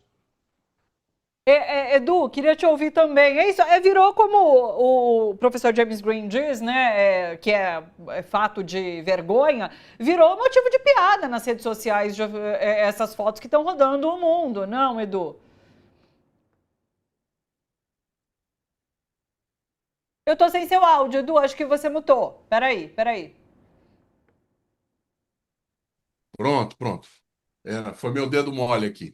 Mas quando o professor Green estava falando, aqui a gente faz essas reuniões familiares, geralmente é no Natal, né? Nos Estados Unidos é no Dia de Ação de Graças, né? Então eu imagino ali em volta do peruco, gravy e tal, aquela torta de pecan pie, né? Aquela torta de, ah, uma amêndoa, né? Um pecan, né? Então que a família ali discutindo, o tio tomando umas e outras antes de ver o jogo de futebol americano, porque deve ficar jogo de futebol americano a tarde inteira na televisão, e ele começa a falar bobagem e fala, não briga com ele, deixa, é só hoje, ele vai embora. Tá? O problema é que esse tio aí não vai embora, né? Esse tio fica. E eu, ontem, junto com a Biazita aqui, a gente falava desse assunto e a impressão para fora, pelo menos para nós aqui, é que todo mundo naquela sala saiu com alguma coisa, menos o Zelensky. né? É isso que está sendo tratado pela imprensa nos Estados Unidos também, ou é a percepção que se tem nos Estados Unidos também? É o problema que as pessoas acham que, como o Trump é muito instável, não se sabe o que ele vai fazer amanhã. Então, nesse momento, o Zelensky não tem garantias de segurança nacional. O Trump está disposto a insistir na possibilidade de troca de territórios, que seria implicava pessoas de Ucrânia serem obrigadas de ser parte da Rússia. E ele tem uma debilidade militar, porque precisa as armas americanas e europeias para avançar. E a Europa está apoiando, mas não tanto. Então é uma situação onde Trump pode apoiar hoje, pode não apoiar amanhã, e a Europa está dizendo, bom, não sabemos, então nós achamos, ou não nós, mas a mídia americana achava que Trump não fez nada na Alasca, não deu nada. Então vamos ver se vai haver negociações entre Zelensky, Putin e Trump. Eu duvido que Putin vai aceitar isso, porque não interessa a ele nesse momento. E a outra questão é o que que Putin vai perder, o que que vai ganhar Zelensky. E nesse momento, nada. Por isso eu acho que o acordo do país não vai acontecer nesse momento. Que Zelensky não está derrotada, está enfraquecido, mas eles vão seguir lutando na medida possível. E há que lembrar o número de pessoas russas que morreram. Então uma situação muito difícil na Rússia. E a estratégia Rússia sempre foi usar soldados, pode morrer milhões, não importa, na medida que a Rússia, estou falando historicamente, não somente da Segunda Guerra Mundial, até a vitória. Então ele sabe, essa é uma tática Rússia é, contra Napoleão, contra os nazistas, etc. E acho que eles vão seguir lutando até que conseguem concessões e amanhã tentar ocupar definitivamente a Ucrânia e incorporá-lo dentro do Império Russo. Professor, deixa eu aproveitar sua presença aqui para a gente falar um pouquinho sobre a situação econômica dos Estados Unidos e daí eu quero agregar uma notícia para que você comente aqui para a gente. A principal entidade de produtores de soja dos Estados Unidos enviou um pedido de socorro ao presidente Donald Trump. A Associação Americana da Soja afirma que o produto brasileiro tomou o lugar do grão americano nas compras da China. O motivo é a tarifa de retaliação de 20% que a China aplicou sobre a soja americana, tornando a produção brasileira muito mais competitiva. Na carta, a entidade diz que os produtores americanos estão à beira de um precipício comercial e financeiro e pede que a Casa Branca priorize o tema nas negociações com o Pequim. Além da queda na receita, os produtores enfrentam preços em baixa, custos de insumos muito mais altos. A entidade argumenta que os sojicultores dos Estados Unidos não podem sobreviver a uma disputa prolongada com o seu maior cliente. Então a gente tem essa questão da soja, professor, e tem a questão da carne, que está afetando demais também os Estados Unidos, lembrando que os Estados Unidos taxaram a carne brasileira e por conta disso, aí no país a carne aumentou muito de preço, né? Então assim, qual a situação hoje, como isso bate em Trump? Então, esse segundo semestre vai ser para mim uma situação muito difícil para Trump, né, economicamente, porque é não somente carne e soja, também café. O café vai ser tomar um café no Starbucks vai ser $6. Ninguém vai pagar. Eu não vou pagar tanto dinheiro, tem limites, então esse é um problema muito grande. E tudo isso implica, a inflação implica resistência à oposição ao governo de Trump. Ele vai perder muita força. Já está com popularidade muito baixa, mas vai ser pior ainda. E a coisa mais irônica é que supostamente o China é grande inimigo dos Estados Unidos e a política de Trump está forçando as relações com vários países com China. Então é uma coisa louca, porque ele não tem estratégia. Eu não acredito que tenha uma especialista sobre o Brasil perto dele na Casa Branca dando conselhos. Porque qualquer pessoa que conhece, meus alunos de Brown University, podia dar conselhos melhores do que as pessoas que estão aconselhando o presidente. Eles sabem muito bem essa situação da realidade brasileira e sabem que tudo isso só reforça relações mais importantes entre Brasil e China. É uma política louca. Então, tem outra questão importante. Você está falando sobre grande agronegócio americano de soja. Fazendeiros que têm muitas terras e produzem muito soja, como está mostrando essas imagens nesse momento. Mas já que tem que lembrar outra coisa, questão de preço da comida. Então, milhões de pequenas fazendas nos Estados Unidos. A tradição de pequenos fazendeiros de várias gerações que herderam as propriedades de seus avós, bisavós, tataravós. E hoje em dia, nenhuma fazenda pequena funciona sem trabalhadores indocumentados latino-americanos. Não, nenhuma. Se é leite, se é vegetais, qualquer coisa, legumes, é produzido através da mão de obra latino-americana. E nas grandes fazendas também são muito importantes para as safras. Então, ele deportando milhões, a tentativa dele deportar 1 milhão de indocumentados este ano, vai criar uma crise enorme nesse setor e vai aumentar muito os preços. Então, isso vai ser outro elemento enfraquecendo o governo dele e seu apoio entre a população, que já hoje está contra a política imigratória de Trump, se não fora da questão de pessoas que tinham cometido crimes sérios ou assassinatos, essas coisas. Então, Trump está perdendo essa força, ele está perdendo a popularidade com suas medidas econômicas que não têm lógica, são medidas econômicas malucas, que ele está insistindo que tem caminho para a autonomia e independência americana e reindustrialização do país, que não vai acontecer também. São medidas muito malucas que ele está implementando. E por isso, grandes associações, com associações das pessoas que produzem soja, estão protestando contra o governo. É capaz que ele vai resistir, ele vai ceder às suas demandas, como as grandes importadoras de suco de laranja conseguiram eliminar a tarefa de suco de laranja, que era fundamental para o consumo americano. Perfeito. Edu, algum último questionamento para o professor?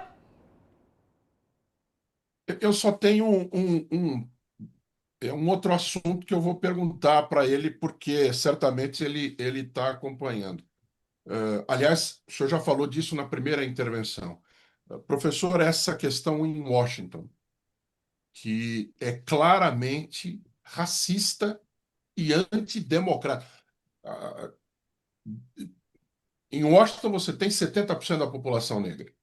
Em Washington, você tem os índices da Washington, D.C., né, a capital. Os índices de criminalidade caíram fortemente. E mesmo assim, ele tentou, agora, até a questão sobre a polícia está suspensa pela justiça, mas ele determinou que tropas das forças nacionais, né, estejam à disposição, ou já agindo, inclusive. Prenderam 100 pessoas hoje à noite, e principalmente eles estão trabalhando contra pobre. Né? Você já tem a questão dos latinos com a imigração. Trump está mexendo com fogo em termos eleitorais, ou o senhor acha que a base maga, e ainda tem o negócio do Epstein, ainda é suficiente para mantê-lo nessa eleição do ano que vem? Bom, é muito complexo a sua pergunta, eu vou tentar responder. São várias questões. Primeiro, ele está fazendo isso para inglês ver. É uma encenação de mostrar que ele é forte e ele é racista, ele não gosta dos grandes centros urbanos que têm zonas de pobreza e muitas pessoas pobres são latinos e negros. Então, essa é a realidade.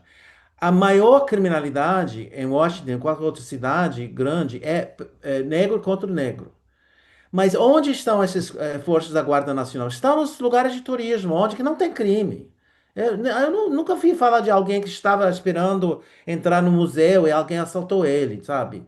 Não estão nos bairros onde uma pessoa vai para um bairro à noite e foi atacado. É nas zonas de turismo. É para aparentar que ele está sendo forte.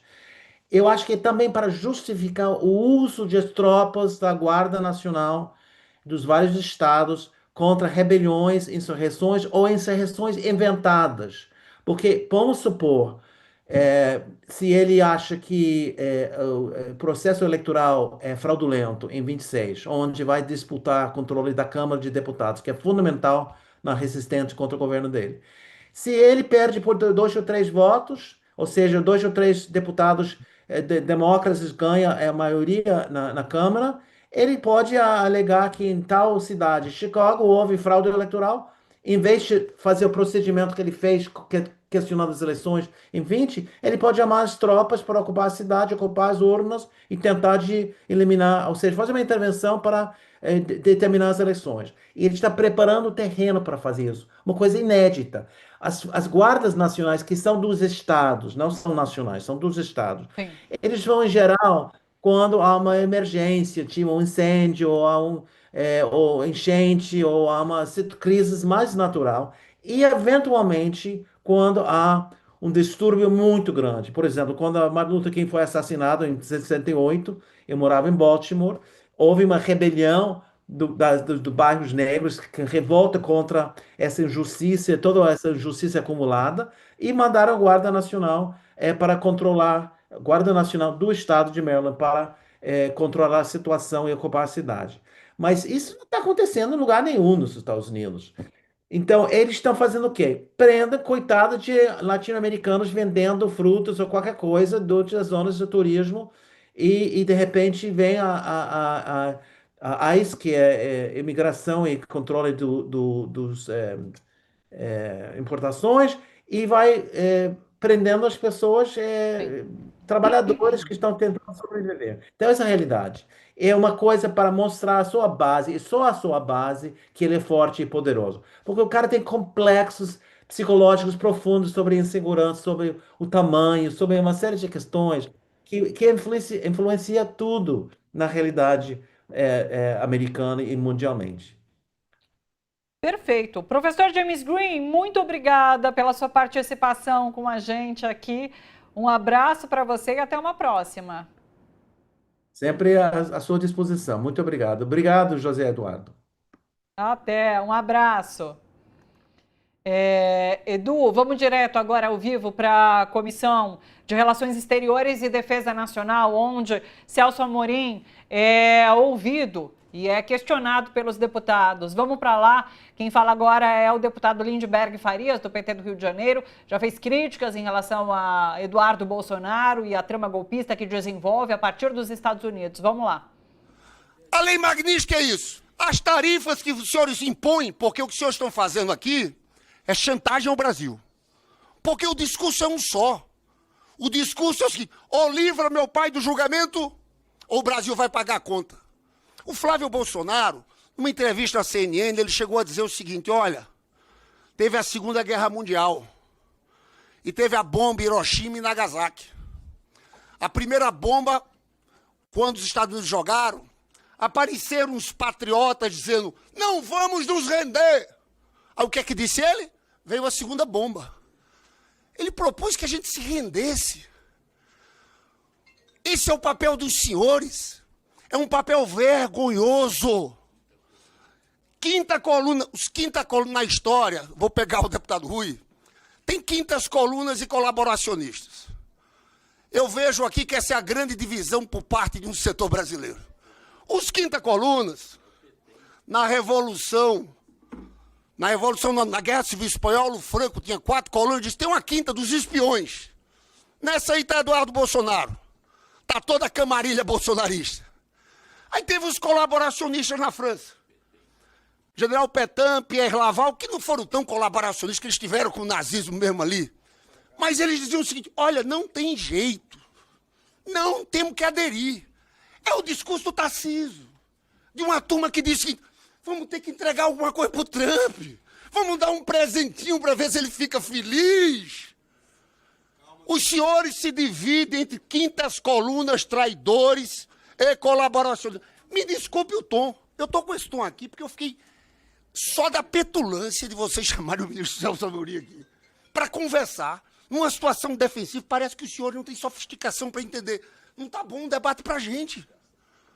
Faltou sofisticação para um negócio desse. Aí vem aqui e ficam falando de estereótipo. É Venezuela, é mais. Ó, seguinte, quem fala nesse momento é o deputado Lindbergh Farias. Assim que ele terminar a fala dele, quem responde, de fato, vai ser o ministro Celso Amorim. Então, a gente vai ficar aguardando esse momento, vou ficar ligada aqui. Enquanto isso, eu vou para o Rio de Janeiro, tá bom? Porque uma missão do Conselho Nacional dos Direitos Humanos recebeu denúncias de operadores de call centers e fez uma missão pelo país para verificar condições desses trabalhadores. Agora, o Conselho está no Rio de Janeiro, onde trabalhadores reclamam do piso salarial, que é abaixo do mínimo, e do controle de idas ao banheiro. Quem tem informações para a gente é o repórter Jader Teófilo. Boa tarde, Jader. Oi, Thalita. Boa tarde para você, boa tarde para quem nos acompanha. Estou aqui justamente na Defensoria Pública da União, no centro do Rio, onde acabou agora há pouco, na verdade, viu, Thalita? Essa missão, que é a terceira etapa da missão, na verdade já aconteceu em São Paulo e no Rio Grande do Norte, e agora no Rio de Janeiro chega para concluir essa observação sobre essas denúncias das condições de trabalho dos trabalhadores de telecomunicações. Aqui no evento, algumas autoridades, alguns representantes, tanto do sindicato quanto do Ministério do Trabalho, estiveram aqui em uma mesa para analisar essas denúncias. Como você disse, são denúncias que alteram, né, que vão contra a legislação trabalhista, direitos básicos dos trabalhadores que são alterados, não são respeitados pelas empresas. E uma observação que foi feita, que as empresas, na verdade, não existe uma regulamentação dessas empresas. Então, algumas garantem direitos na mesma empresa, garantem direito em alguns locais, mas quando muda de cidade ou de estado, esses direitos não são respeitados. Isso tudo foi pautado aqui dentro hoje, durante essa conversa, durante essa reunião, que aconteceu pela manhã, durante toda a manhã. Eu conversei com alguns representantes da mesa, alguns profissionais que estiveram aqui, que explicaram um pouquinho mais sobre a importância desse evento e quais serão os próximos passos a partir de agora. O evento que nós estamos participando, que a gente já havia pedido há muito tempo, que é um maior rigor nas fiscalizações nessas empresas de teleatendimento, que, por incrível que pareça, são empresas que exploram muito a mão de obra. E, além de explorar, elas viram a chave. Muda de um estado para o outro. Se você fiscalizar muito, aqui eles procuram outro lugar para tentar explorar de outra forma. Então, nós temos empresas hoje que pagam ticket-refeição e muda de estado e não paga esse benefício. Acho que teve hoje aqui a oportunidade de juntar diferentes atores sociais, cada um identificando, demonstrando qual é a contribuição que pode dar para poder realmente dar as mãos e promover a melhoria nas condições de trabalho nesse segmento. A gente sabe que esse é um segmento realmente que adoece de forma profunda os trabalhadores, não só na parte músculo-esquelética, né, porque a gente tem aquelas características que vão se repetindo em todas as empresas, em todos os postos de trabalho, mas também naquilo que diz respeito à saúde mental. Então, a gente, para poder realmente ter uma atuação eficiente, efetiva e eficaz no segmento, isso não se faz sozinho.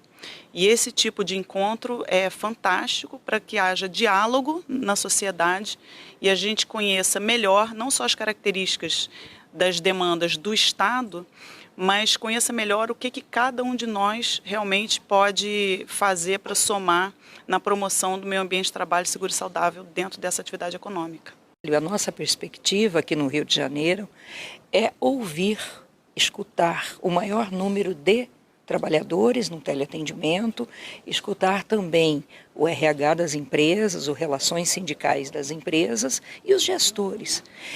A partir dessa escuta, né, nós estamos finalizando a missão aqui no Rio na próxima segunda-feira, dia 25, trabalhar um relatório extremamente potente. Esse relatório ele vai ser lançado no Conselho e depois nós tentaremos levar para fazer um lançamento na Câmara e no Senado, para lutar pela regulamentação da atividade dos call centers como um todo.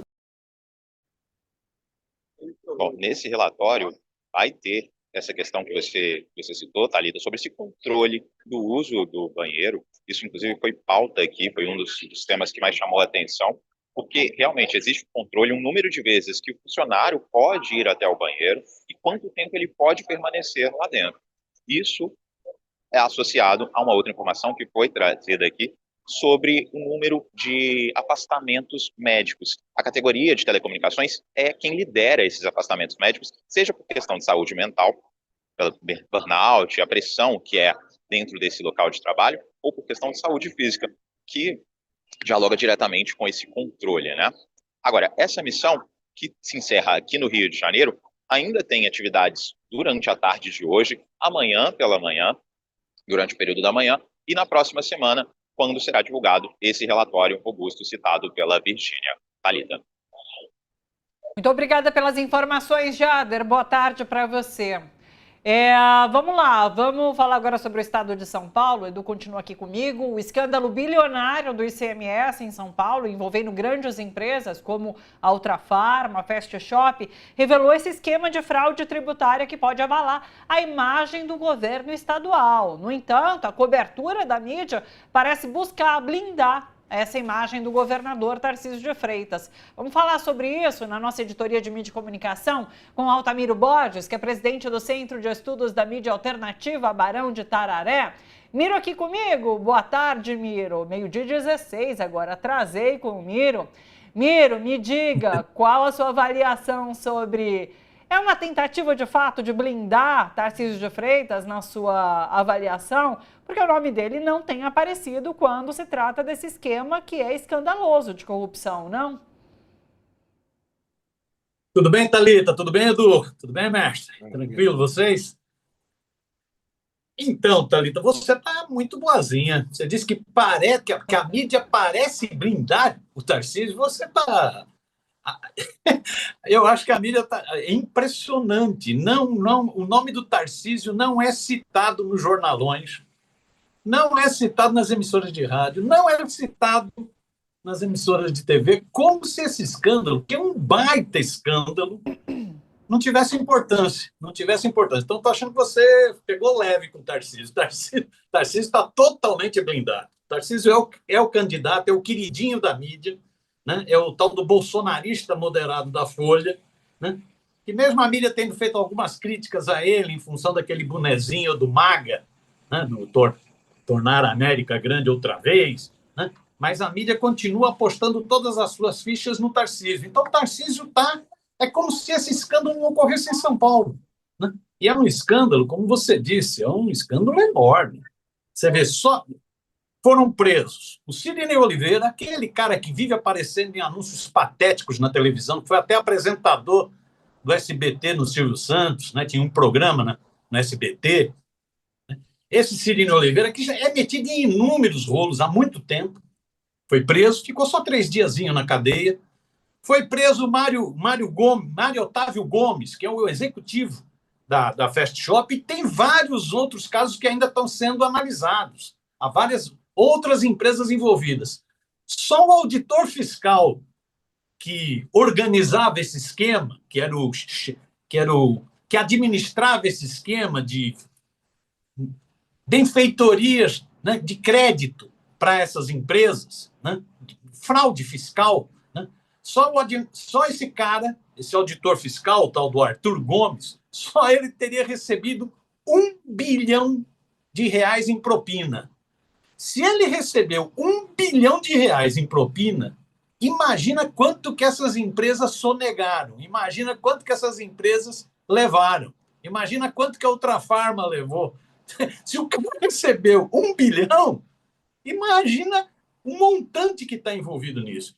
E esse Arthur Gomes, a mídia fica apresentando como ele se fosse um simples auditor fiscal. Ele não é um simples auditor fiscal. Esse cara, Thalita, ele deixa eu pegar aqui direitinho o cargo dele, ele é um dos supervisores do departamento que cuida de crédito fiscal, ele é supervisor da diretoria de fiscalização do Cefaz, da Secretaria de Fazenda do Estado de São Paulo, que é um cargo de alta confiança. Não sei se o Tarcísio tem algum dedo nesse negócio, né?